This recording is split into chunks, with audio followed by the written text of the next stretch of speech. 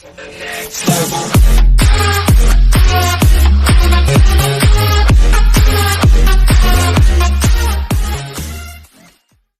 Saudis are starting to date more openly and very carefully. With his family out of town last month, Abdulrahman Abdullah brought a young woman home. In conservative Saudi, the two had started seeing each other after meeting on a video dating app. They had successfully. The 24-year-old student again thought he had the place to himself. But a few minutes, his father had watched them walk in together, thanks to a mobile app streaming security video footage of the Riyadh house. "Take her home," Mr. Abdullah said. He obediently drove her home. Young Saudis have a lot more opportunities to meet potential romantic interests these days. The 33-year, yet the government hasn't articulated the exact rules of engagement. Saudis have still. Aziz, a 24-year-old government worker, said that like many Saudi men, he has little experience approaching women.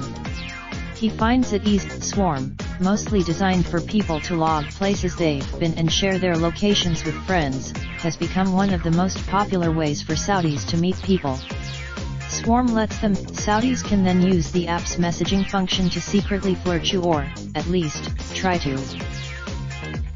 One time, Aziz messaged "I see you" to a woman who had caught his eye in Riyadh Zood Square. He got a sarcastic. Saudis found other ways to surreptitiously make connections in the days before social media. Guys might drive. Madai al-Rashid, a professor at the London School of Economics, who grew up in Saudi Arabia in the 1970s, said this generation is a lot different than the ones before it. "Young Saudis, I am shocked by how daring they are," she said. A divorced 29-year-old who works in advertising and goes by the nickname May uses Tinder for dating.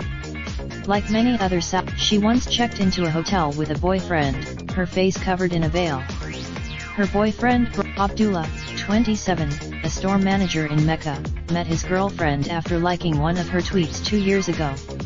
They chatted by direct. They have since been secretly meeting in public, in cafes at home, and in cities abroad.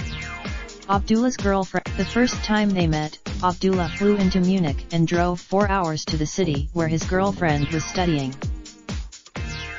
On the way back through Munich, Abdullah attended a Bayern Munich soccer match.